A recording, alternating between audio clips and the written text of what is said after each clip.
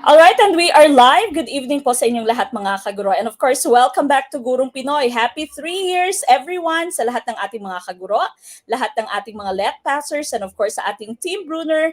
We are celebrating our third year, no? Third year po ng Gurong Pinoy right now. This is as Gurong Pinoy. Kung hindi niyo po alam, we all started as study link, no? So study link po kami dati when we were doing face-to-face review for the licensure exam for teachers and also for the civil service examination. But since the pandemic, year 2020, we started with our online classes, and this, of course, was through Gurong Pinoy. Okay, so again, happy 3 years, everyone.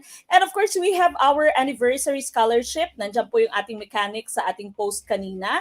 If you are still not a member of Team Bruner and you'd want to avail all the benefits now that our members are enjoying and medyo kapos po sa budget, we have our scholarship for our anniversary. So just read the mechanics para po malaman ninyo, and of course para po makapag-join kayo. Baka sakaling kayo po yung mapili as our anniversary scholar. So again, congratulations to all the members of Team Gardner, unang-una Grow, no? Then Team Gardner, Team Erickson, Team Piaget, and of course Team Bruner. Happy 3 years, everyone. Now again, as I've mentioned, hello sa lahat ng members ng Team Bruner. Sections A, B, C, A, B are our full members. Now, full membership po yung ating sections A and B. Of course, if you are a member of Team Bruner, nababalikan niyo po lahat ng ating full-length videos. You can go back to all the videos that you have missed. And of course, you can answer our quizzes. You can download all the PDF files of PowerPoint presentation that I have. Then of course, kasama na po yung inyong pre-board, yung inyong final coaching, and of course, ang inyong classified files. So again, it's very important that you become a member of Team Bruner. If you are still not a member of Team Bruner, magpa-member na po kayo. Pwede pa rin po kayong humabol. Just send a message to our Facebook page. Now, Section C is also open. Now, Section C po is only for final coaching, pre-board, final coaching, and classified files. So for any of our membership programs, just send a message to our Facebook page. All right, now tonight's discussion, but before that, of course, no, as added inspiration to all members of Team Bruner para ganado tayong mag-review, ganado po tayong ipasa, hindi lamang ipasa, kundi itap yung let, no, we are offering 100,000 pesos to our top one, a top notcher for March 2023 will be receiving 100,000 pesos all from Gurong Pinoy. And so kung dalawa po kayo magtatap and you are both members of Team Bruner, you will be dividing the lot, no, our lot price of 100,000 pesos. So again, magpa-member po sa Team Bruner, hindi po kayo magsisisi. You would be availing and you would be enjoying all of our benefits as members of Team Bruner. Now, tonight's discussion is centered on general education, but of course, I am inviting all of you to please do like, love, and share our video. Very important that you are sharing our video. You may also start a watch party. You can tag your friends. You can also show your support by sending us stars on Facebook. And of course, super chat, super stickers naman po sa ating YouTube channel. Paki-like, love, and share na po ng ating video. While waiting for all of you to please do like, love, and share our video, basahin ko lamang na happy 3 years galing kay Ma'am Ellen Grace. Maraming salamat po. Ma'am Pamela Jane Singson Morante. Good evening, March 2023. LPT is happy 3rd anniversary, Gurong Pinoy. From Facebook user, happy 3rd anniversary po, Gurong Pinoy. Or Gurong Noipi from Sir Haris Mangadad. Okay, medyo maingay po dito ngayon sa bahay kasi may 3rd anniversary party tayo. Okay, so sana hindi niyo naririnig yung video, okay, no? Sana parang background music na lang siya. Okay, so again, good evening sa lahat-lahat. Paki-share na po ng ating video. This is Gen Ed, but of course, let's all start with our opening prayer. Kaya samahan niyo po ako mga kaguro.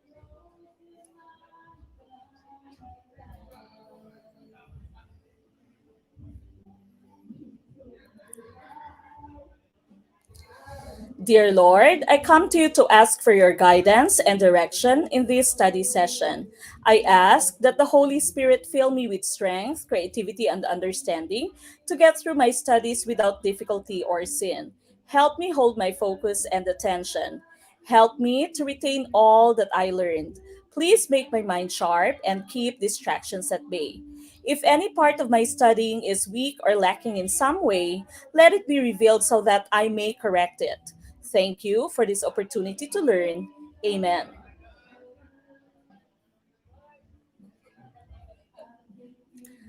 All right, now once again, this is Gen Ed. Paki-like, love, and of course, paki-share na po ng ating video. Meron tayong background music. Pasensya na po dahil we are celebrating our third anniversary at may mga bisita pa po sa labas. So nag-cut muna, of course, ng party si Coach Meg to be with all of you because, of course, the show must go on. We have to go on with our review tonight, our scheduled review of Gen Ed, kahit na may party tayo na. So medyo may background music. Pasensya na po sa ating background music ngayon. Okay, so again, may party po sa labas ng bahay. Dito sa labas, no? Diyan lang po sa labas. All right, so we start again. This is general education. Let's start with question number 1. Okay, number 1, you've learned about this the last time that we had Gen Ed. Invictus is a short Victorian poem by the English poet. Letter A, Emily Dickinson. Letter B, Timothy McVeigh. Letter C, Ted Kaczynski. Or letter D, William Ernest Henley. What is our choice for number 1? Yeah, party. Party, sabi ni Ma'am Don Israel. Okay, I see a lot of letter D sa ating comment box. Yabang factor. Especially yung mga naka-attend last time, no? Yung mga nakakita ng ating question about Invictus. Okay, so Invictus, letter D. I see all of you saying letter D. And of course, letter D ang ating tumpak na choice. Okay, so Yabang factor, tumpak for question number 1. William Ernest Henley is the correct choice. He was the one who wrote Invictus, now a short Victorian poem. Now, what about the rest of our choices? Okay, so Emily Dickinson is well known for a lot of her other works, but of course one is Hope is a Thing with Feathers.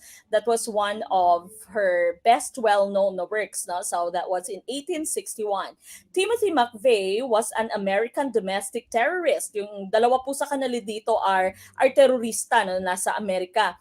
So Timothy McVeigh, letter B, he was an American domestic terrorist responsible for the 1995 Oklahoma City bombing, and he used Invictus as his final statement. So yan po yung kanyang relation with the poem Invictus.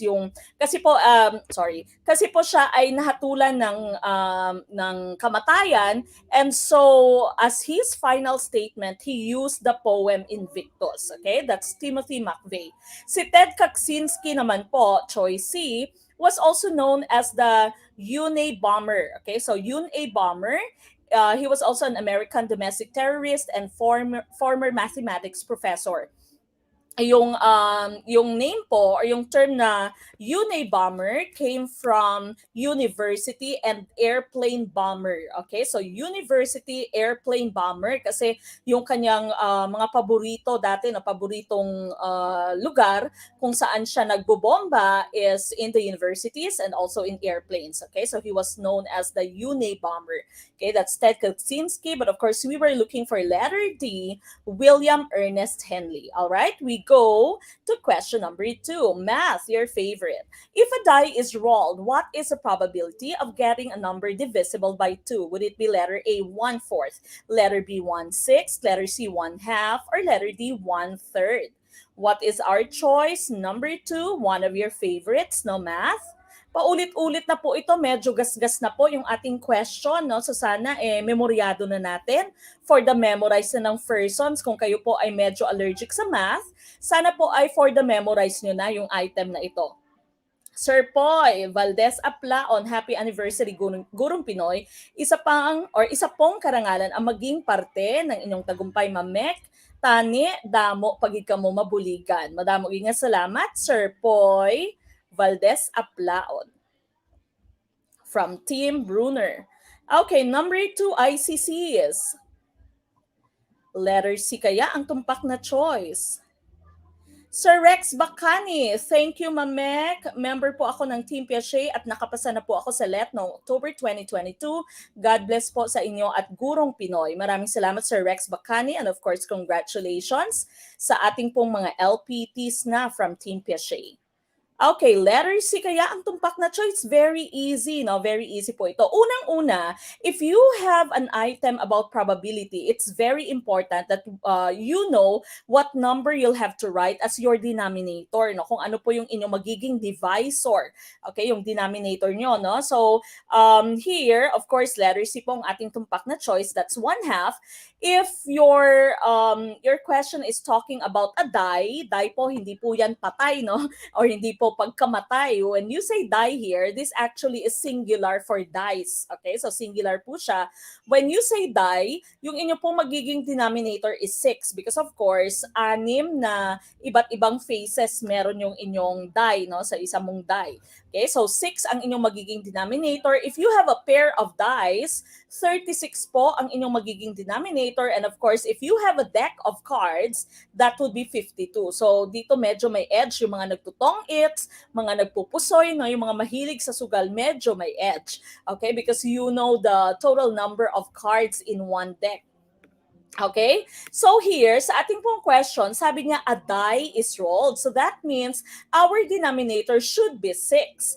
Tapos, yung ating pong question dito, what is the probability of getting a number divisible by 2? Now, as you all know, 6 po yung numbers na po pwede nating makita, no? And these are the numbers 1, 2, 3, 4, 5, 6.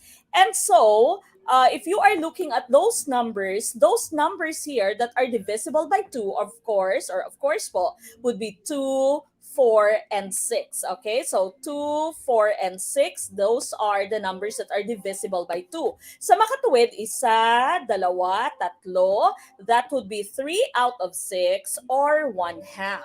Okay, so possible outcomes 3 over total number of outcomes na 6, that's 3 out of 6 or 1/2.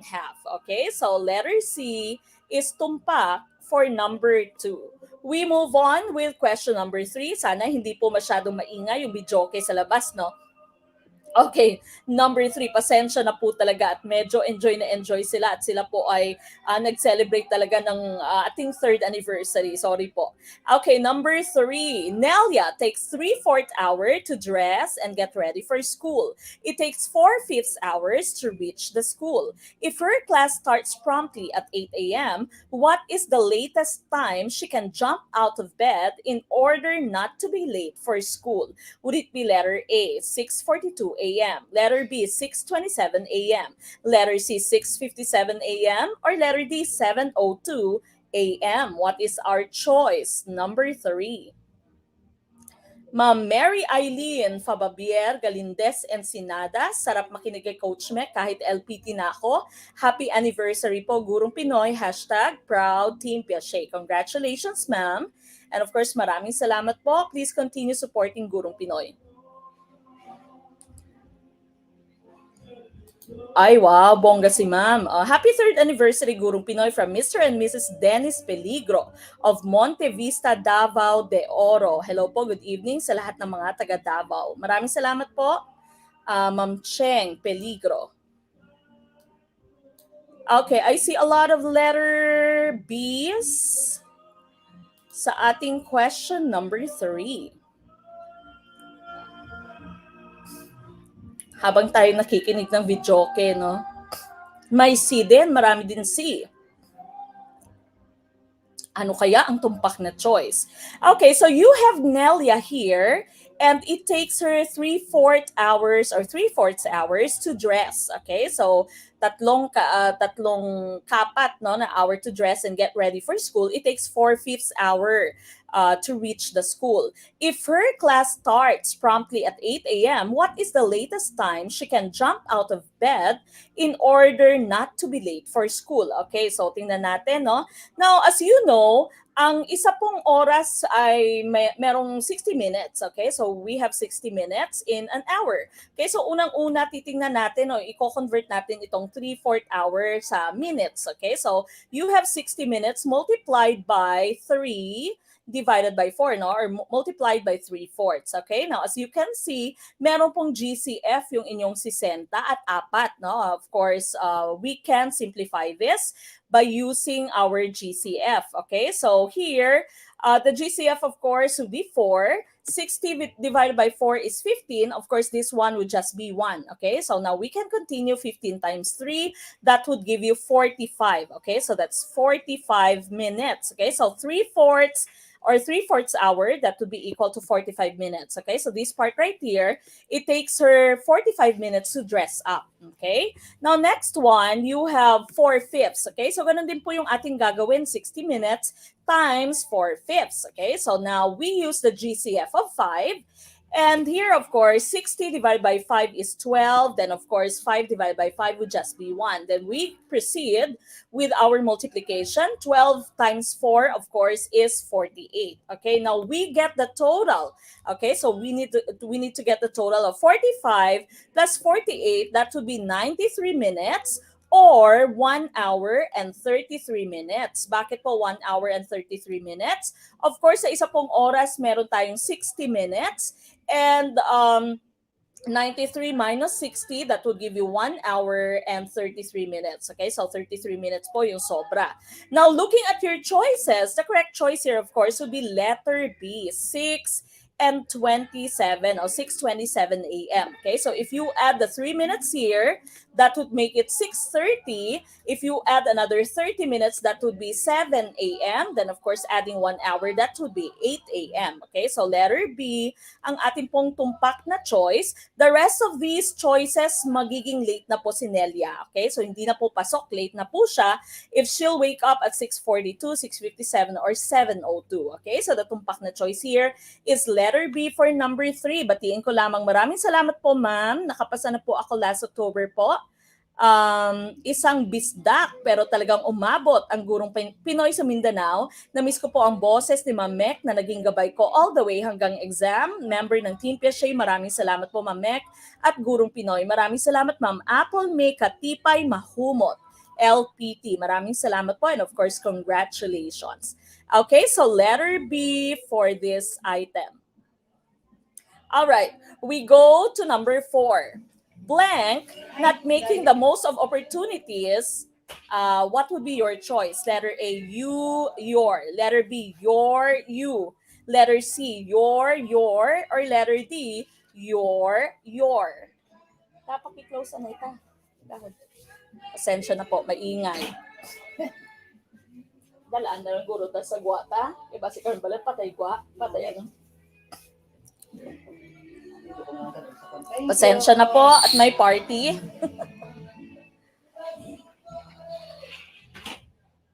Okay, number 4, ICDs. D pala.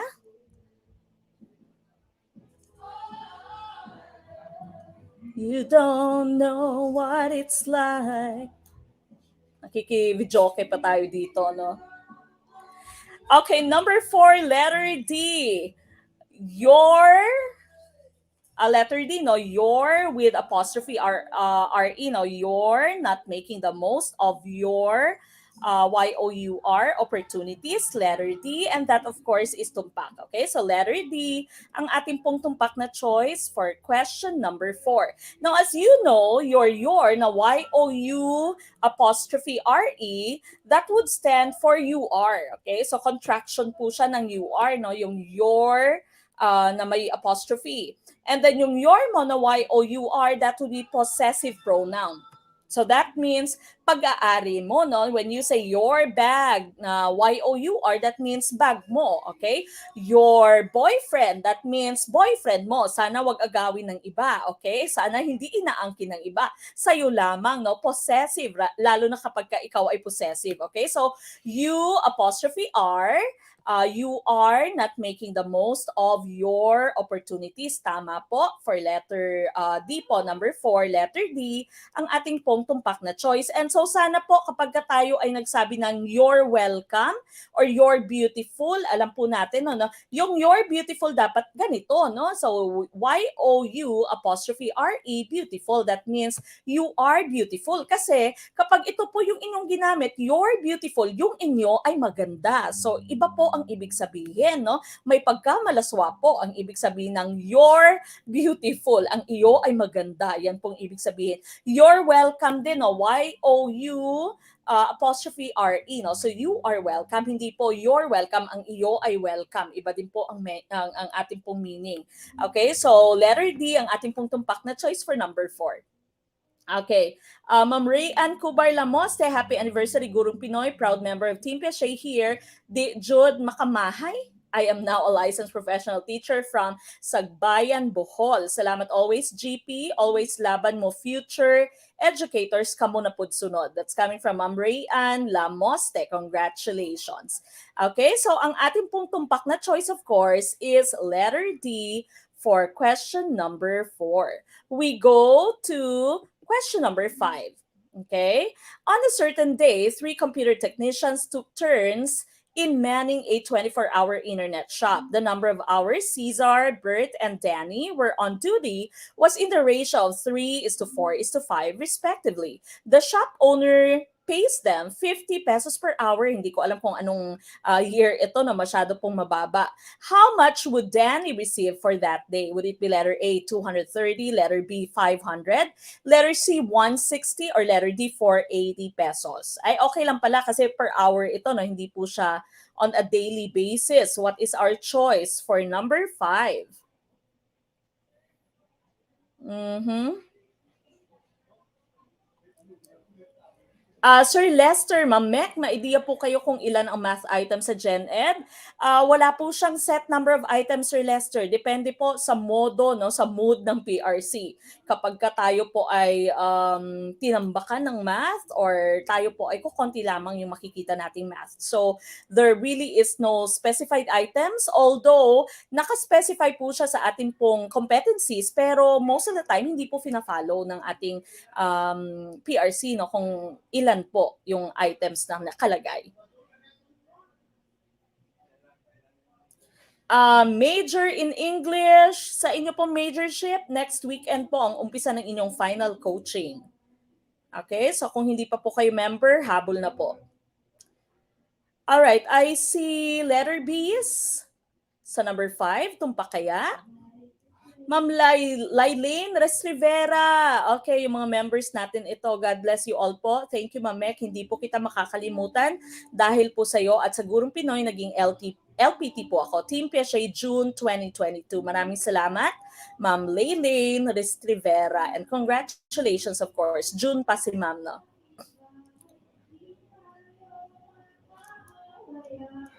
Okay. Oy, Jopay na. Jopay na po ang kanta dito. Okay, letter B for number 5. Tumpak kaya ang letter B for question number 5? Okay, so this right here is a case of partitive, no? Partitive proportion. Simple lang po ito.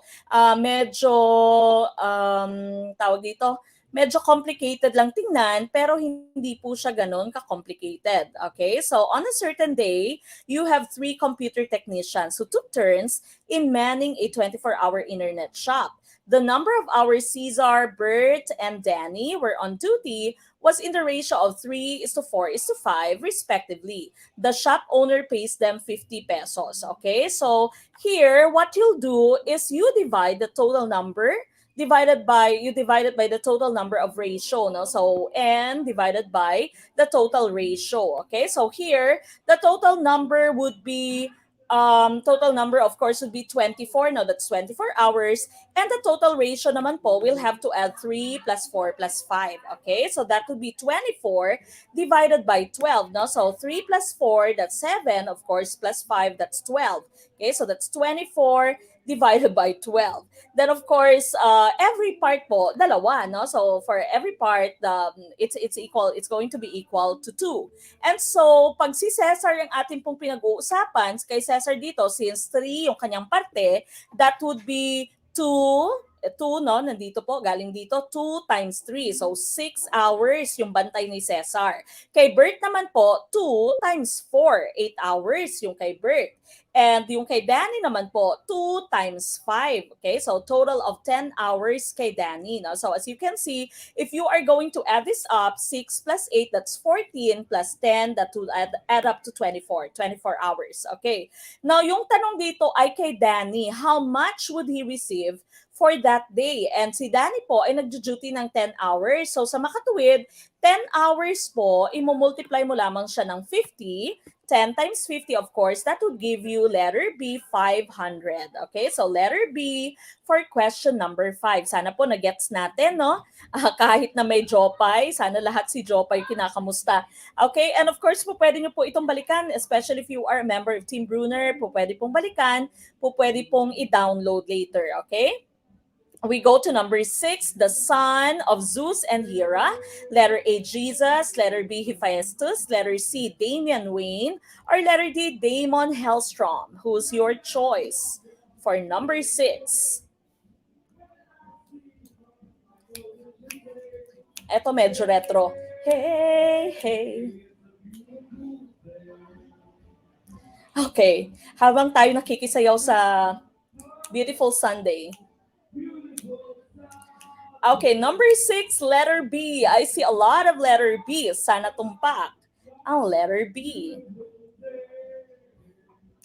Okay, so yung tanong dito, napakasimple, memoryado ito ng ating mga English majors. So, Greek mythology, the son of Zeus and Hera, letter A, Jesus, letter B, Hephaestus, letter C, Damian Wayne, or letter D, Damon Hellstrom. The correct choice here, of course, would be letter B, Hephaestus. Okay, so letter B ang ating pong tumpak na choice. Karamihan sa inyo ay tumpak for this item. Okay, so si Zeus at si Hera, alam naman po ninyo, si Zeus po ay maraming naging asawa at marami din naging anak. Si Hera actually was his twin sister, no? So twin sister niya si Hera, at sabi nga sa Greek mythology ay niloko pa niya, no? Para lang siya ay patulan, siya ay nagpanggap na, I cannot remember what, no? Parang nagpanggap siyang isang ibon ba tama? Tapos nung nilagay ni Hera sa kanyang dibdib ay nilapastangan na niya si Hera, no? Ni-rape niya kumbaga si Hera. Okay? So that's Zeus and Hera's story. And here you can see their 3 kids. No? So tatlo nilang mga Junakis, tatlo nilang mga offsprings. Okay? So we were looking for Hephaestus letter B for this item. Now of course we all know who Jesus is, lalong-lalo na sa mga Kristiyano, no? Alam natin po kung sino si Jesus. Si letter C, Damian Wayne naman po, he is the son of Batman and Talia al Ghul. Sana pa tama ang aking pagkakabigkas, no, sa mga mahilig sa Marvel ba? Marvel yata si Batman. This makes him an heir to the world's greatest crime fighter, that's Batman, and its greatest supervillain, Ra's al Ghul. Damian became the 5th Robin, working alongside his father as Batman. Okay, so Damian Wayne naman was the son of Batman. Now, si Damon Hellstrom naman po is also known as the son of Satan and Hellstrom. He is a fictional character appearing in American comic books published by Marvel Comics. Okay, so Marvel Comics naman si Damon Hellstrom.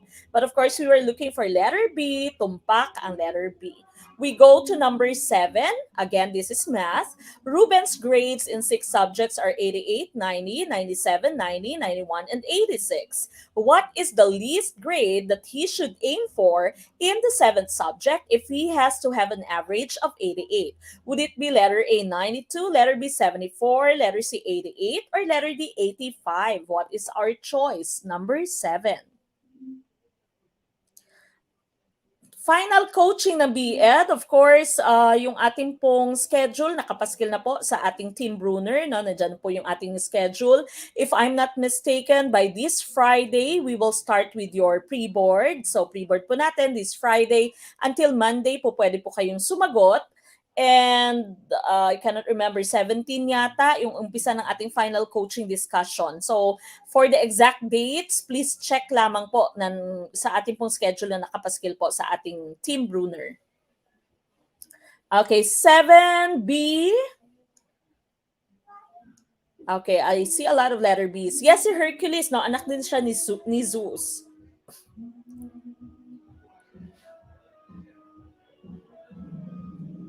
Okay, 7, letter B. Tama kaya ang letter B? Okay, so you have a student here by the name of Ruben at ibinigay yung kanyang grades no, sa 6 subjects, 88, 90, 97, 90, 91, and 86. And kung gusto ni Ruben na magkaroon ng average ng 88, ano yung grade na dapat meron siya sa kanyang 7th, naririnig niyo yung breathless, ha? Sa kanyang 7th subject, what will be his grade? Okay, so what will be the grade or what should be the grade of Ruben sa kanyang 7th subject to get an average of 88. Okay, now, the long method that we can do, no, yung ating pong usual na pag solve dito, of course, is to get the average by dividing the sum by n, no, the number of items. Okay, so average should be equal to sum divided by n. Sum divided by the number of items, so the number of subjects. Okay, so that's for the average. So what you can do here is to equate, no, yung average mo 88 equals, and then you add up all the grades plus x. Ito po yung hinahanap nating grade, and you divide all of this, or you divide the sum by 7. Okay, so ito po yung pwede nyong gawin. Medyo madugo siya, medyo mahirap, no, mahaba po yung ating proseso. But of course, here in Gurong Pinoy, we will be teaching you how to get the average or how to get the score for the 7th item or the 7th subject na mas mabilis. Okay, so ayan, sabi ni Sir Aldrin Bantilan, tama po yan, minus plus plus. Okay, so ito po yung ating gagawin, minus plus plus. Ano po yung ibig sabihin ng minus plus plus? Unang-una po, isasubtract nyo po itong mga items na ito from the targeted average. Okay, so isasubtract nyo po siya, no? Minus, you subtract all these items from the targeted average. Okay, so unang-una, you have 88 minus 88, then you have 88 minus 90, 88 minus 97, 88 minus 90, 88 minus 91, 88 minus 86. No? That's the first step. Minus. Okay, next one, plus. Whatever is the difference of all those items, you add them all up. Okay, so for example, 88 minus 88, you have 0. Then 88 minus 90, you have negative 2. No, the 88 minus 97, you have negative 9. 88 minus 90, that's negative 2. 88 minus 91, that's negative 3. Then 88 minus 86, that would be positive 2. No? So minus positive 2. Okay, so you add this all up. 0 minus 2, that's negative 2. Plus negative 9, that's negative 11. Plus negative 2, that would be negative 13. Plus negative 3, that would be negative 16. Minus 2, that would be negative 14. Okay, so negative 14 po yung sum, no? Sum ng lahat ng items natin dito pagkatapos nating isubtract siya from our average. Now, what you do, the last step is plus. What you do here is you add this to your targeted average. Okay, so 88 plus minus 14, that would be 74. And that, of course, ang ating pong tumpak na choice. So letter B for question number 7. Okay, minus plus plus. Unang-una is subtract lahat ng scores from the average. Then, whatever is the difference, you add them all up. Okay, and whatever is the answer here, add it to your targeted average. Okay, so letter B, 74, ang ating pong tumpak na choice. We go to number 8. World history recorded that art became emotional and dramatic during the Renaissance. What popular painting is part of the idyllic golden age of art? Letter A, Saint Teresa by Bernini. Letter B, Last Supper by Tintoretto. Letter C, Mona Lisa by Da Vinci. Or letter D, The Calling of Saint Matthew by Caravaggio. Caravaggio. Okay, ICCs. For number 8. Tama kaya ang letter C for number 8?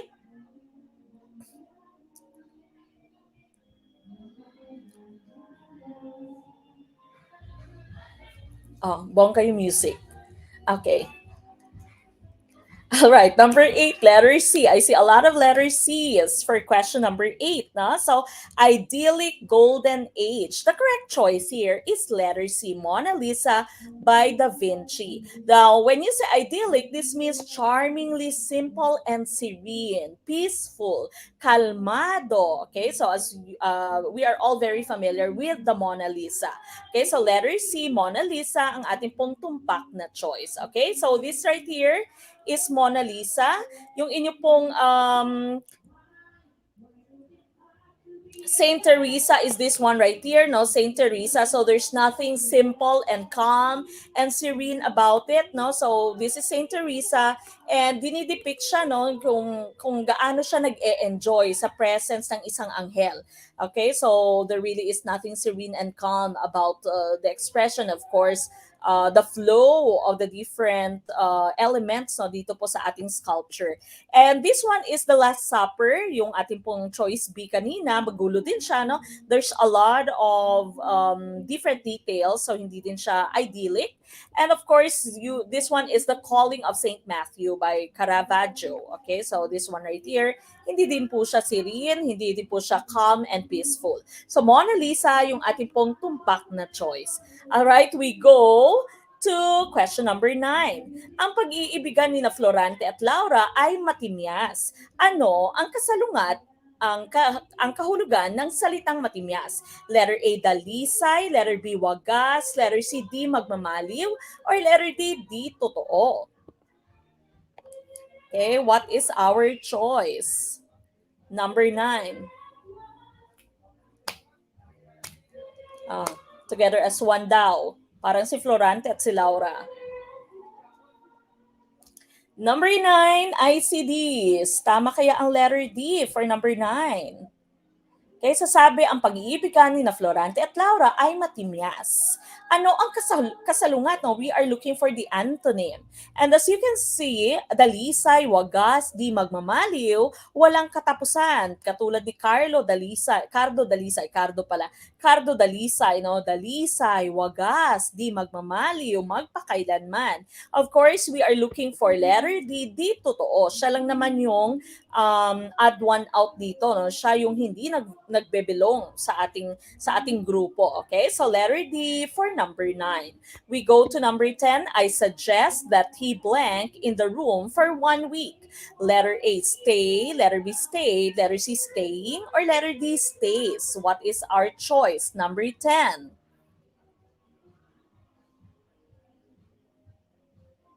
Yate, kasalungat man di ay. Nabulag si ma'am. Ayan, nabulag na naman. Kasalungat po. Okay, number 10, what is your choice? I suggest that he... Okay, letter D. I see a lot of letter D. I suggest that he stays. Karamihan choice ninyo ay letter D, no? Because, kumbaga, logic ninyo, he is singular and so dapat may S, no? Stay, singular form of the verb. But the correct choice here is, tang-tananang, letter A, stay, basic form of the verb, no? Wala pong S. Bakit? It's because of the verb suggest, okay? So, suggest, this verb can be used in 3 ways. You can write, suggest something to someone. You can also say suggest doing something or suggest that someone do something, base form of the verb. Now, I suggest that you talk to your boyfriend if you are having problems, okay? I suggest that she pay attention to the review. Meron tayong S. Okay? So, letter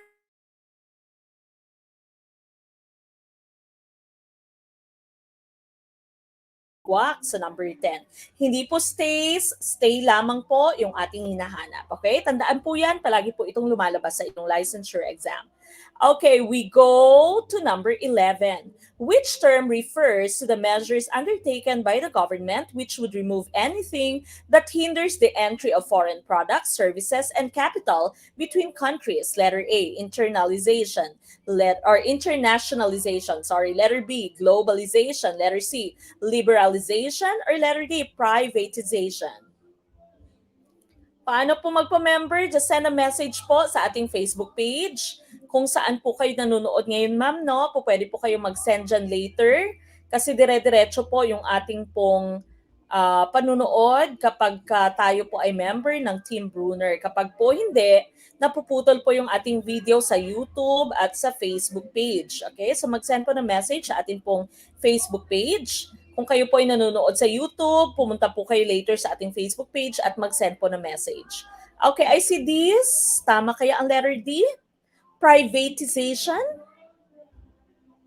Okay, so sabi dito, which term refers to the measures undertaken by the government which would remove anything that hinders the entry of foreign products, services, and capital between countries. So ngayon, mabilis na lamang yung pag-entry ng produkto ng China, ng Korea, ng serbisyo, foreign products, capital between countries. It is because of, the correct choice here is letter C, liberalization. Okay, when you say liberalization po, that is the definition of liberalization, removing anything that hinders the entry of foreign products, services, and capital between countries. That's liberalization.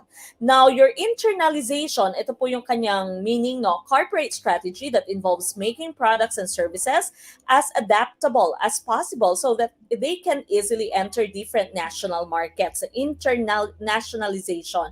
That means yung produkto mo, kahit gawang Pilipinas, kapag ka dinala mo siya sa Amerika, pwede nilang gamitin. No? So, it's a corporate strategy. Dapat international standard yung inyong produkto.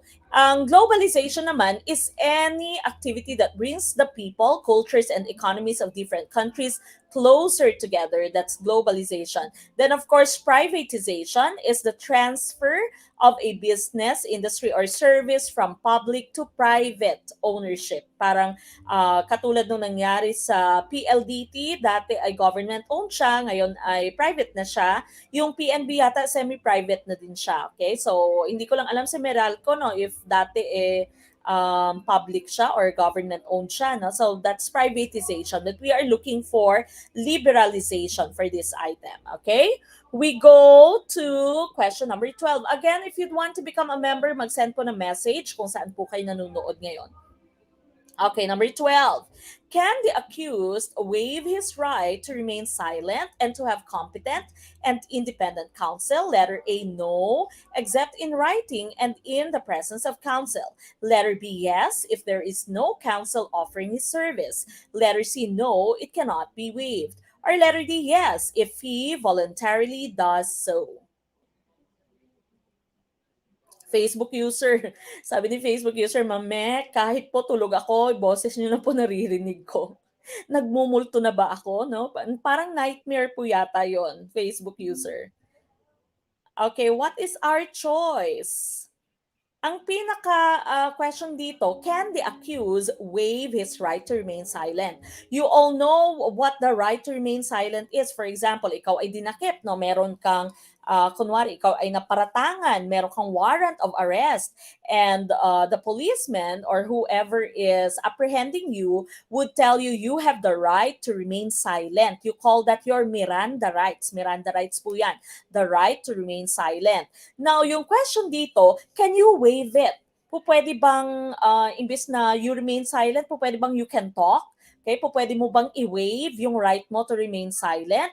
Pwede mo bang i-waive yung inyong Miranda rights? Okay, the correct choice here is letter D. Yes, if he voluntarily does so. Pwede mo pong i-waive yung inyong Miranda rights. Okay, so here, the defendant may waive effectuation of these rights provided the waiver is made voluntarily, knowingly, and intelligently. Okay, intelligently, Courts have generally held that a suspect must clearly invoke his or her Miranda rights in order to stop a police interrogation. Okay, so even if they tell you that you have a right to remain silent, pwede mo po siyang i-waive if you want to. If you voluntarily would want to waive your right to remain silent, then you can. No? Basta hindi lang po coercive.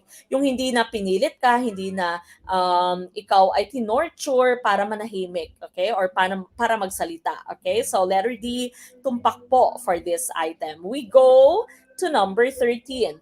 The legs of one right triangle are 9 and 12, while those of another right triangle are 12 and 6. How much longer is the perimeter of the larger triangle than the perimeter of the smaller triangle? Would it be letter A, 84, letter B, 7, letter C, 12, or letter D, 14? What is our choice? Number 13.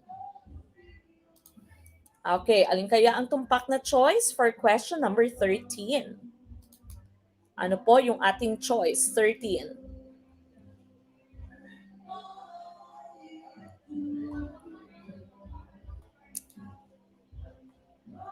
Okay, number 13, ICCs. Tama kaya ang letter C for number 13?